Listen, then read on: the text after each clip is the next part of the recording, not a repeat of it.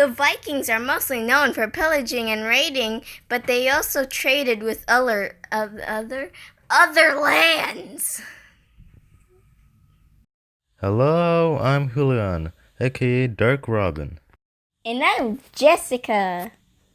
Neither of which are spelled like you think, and welcome to the channel and our first mythology video.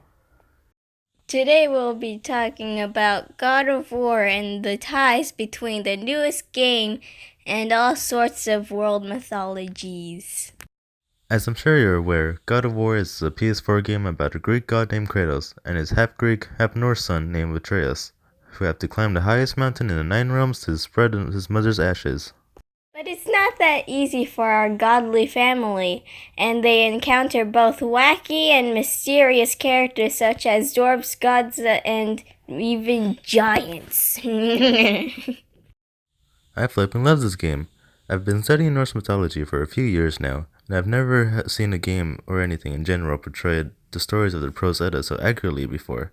Well, besides a few handful of games and books, but nothing like this.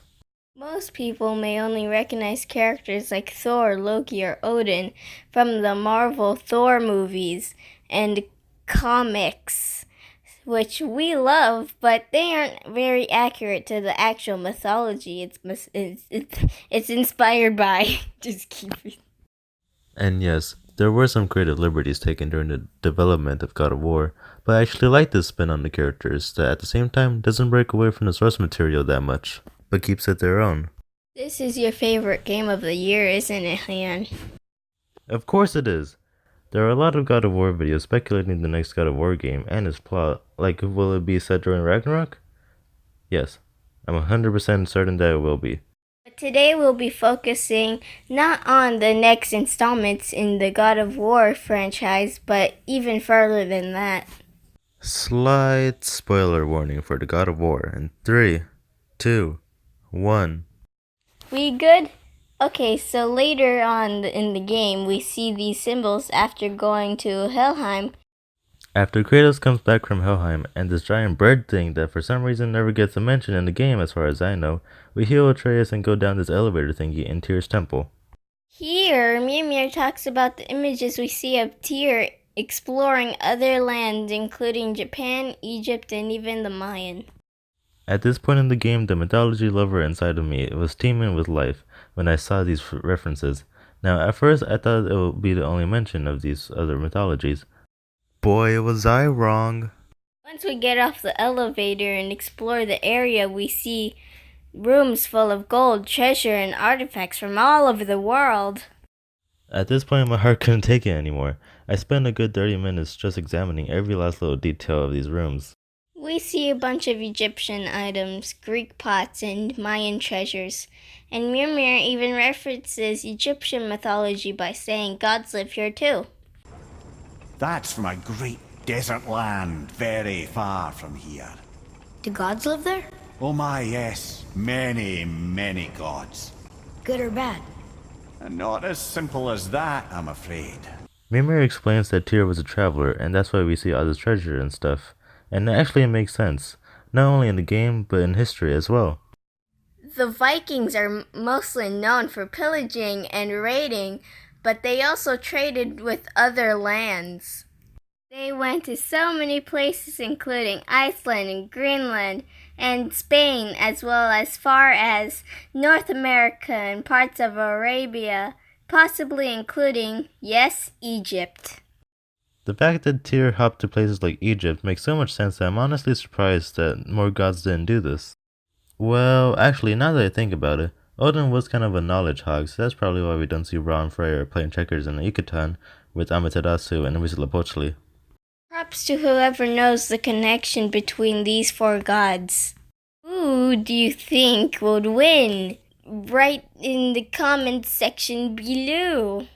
This is why I love mythology. We often find links and similarities in mythology stories, because these civilizations actually interacted with each other in real-life history. Well, maybe not to the extent of knights, samurai, and Vikings fighting each other in a giant battle like we see in the game For Honor, but you get the picture. See these overlaps all the time, like Heimdall and the angel Gabriel. And in pre-Columbian Mesoamerica, we see the same feathered serpent god referenced in both the Aztecs and the Mayan, as well as older civilizations such as probably the Toltecs. They built this, probably this, and they probably believed in whatever this name reveal is. But we'll save that for another video. We'll explore more of these links as we make more mythology videos. Hey Jesse, do you know what time it is? Adventure time! No, it's time for today's Book of the Month. Book of the month? You mean I have to read? Question mark? You don't have to, but if you want to learn more about Norse mythology, I highly recommend checking out the Magnus Chase series. Isn't that the guy who wrote Percy Jackson? Yep. I don't want to say that Magnus Chase is just Percy Jackson with Norse mythology, because it's so much more. Yeah, it's in the same universe and uses the Half-Blood thing, but Magnus Chase isn't just a reskin. It has an awesome storyline, humor, and has the most diverse cast of characters I've ever seen in a book before. It has diversity from race and different religions to even the LGBT community. And one of the main characters, I hope I'm saying her name right, is Samira, a Muslim Valkyrie who goes more into detail about her ancestors' connections with the Vikings. I know it's pronounced Valkyrie, but I'm gonna pronounce it Valkyrie, so you can't do anything about it. That actually sounds pretty cool, Huyan. Is this video sponsored? Nope, I just really love Magnus Chase, and I highly recommend it. I can't wait to see what mythology topics we check out next. Actually, our next video will be the start of a new series. Oh yeah, it's called Mythology as Told by Huyan. The topic will be the Norse creation myth and how it's linked with other mythologies. And as a teaser, I'm just gonna tell you right now that it involves a cow creating a person from licking a rock. No, not that one. If you like this video, make sure to subscribe so we know that you guys want to see more and for us to improve upon our videos. Also, leave a comment to suggest what video game or mythology you want us to see us do on a video. Until next time, Matane! We see these overlaps all the time, like Heimdall and the Egnal. That's Angel! Why did you spell it like that? Well, I'm sorry, okay? I'm bad at typing. You don't know how to spell angel? Yes, I do. Then why is there...